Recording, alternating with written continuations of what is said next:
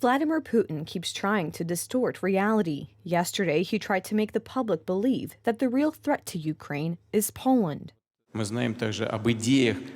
are also familiar with Polish political ideas about the creation of a great state, the so-called intermarium. There was a lot of talk about this before World War II. It was a clearly defined idea, from the Baltic Sea to the Black Sea. Now we see Polish and Ukrainian officials hugging each other, but Polish plans are still alive, and the idea of absorbing Ukraine still exists.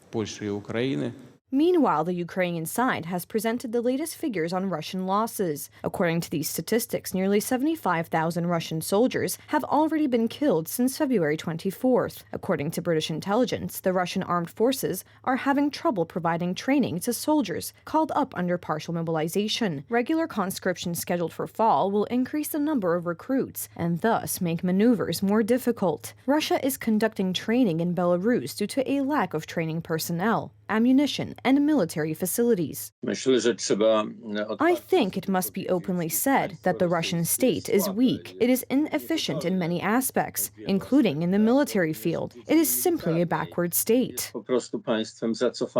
Ukraine, contrary to Russian propaganda, is defending itself all the time. This is thanks to the heroic struggle of the Ukrainian army, but also thanks to the support of Western countries that are sending equipment. Among the countries are the United States, the United Kingdom, and Poland.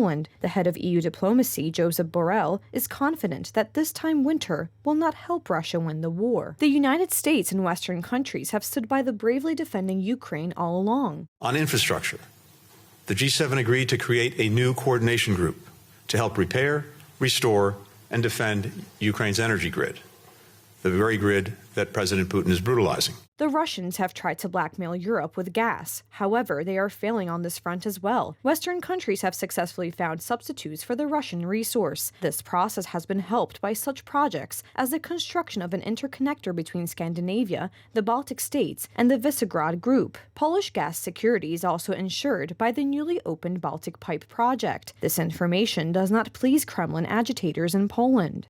2 months ago, Piotr Panasiuk excitedly expected Europe to collapse under Russian gas blackmail. Meanwhile, gas prices have returned to pre-February 24th levels. Europeans have filled up storage facilities, and LNG terminals are running at full steam. This has disappointed many comrades. The British daily The Times, citing Russian sources, reported that Russian Security Council Secretary Nikolai Patrushev and Federal Security Service head Alexander Bortnikov are the main architects of the war in Ukraine. All the while, Russian propaganda portrays the invasion of the independent state as a special operation, with the army bringing peace and liberation.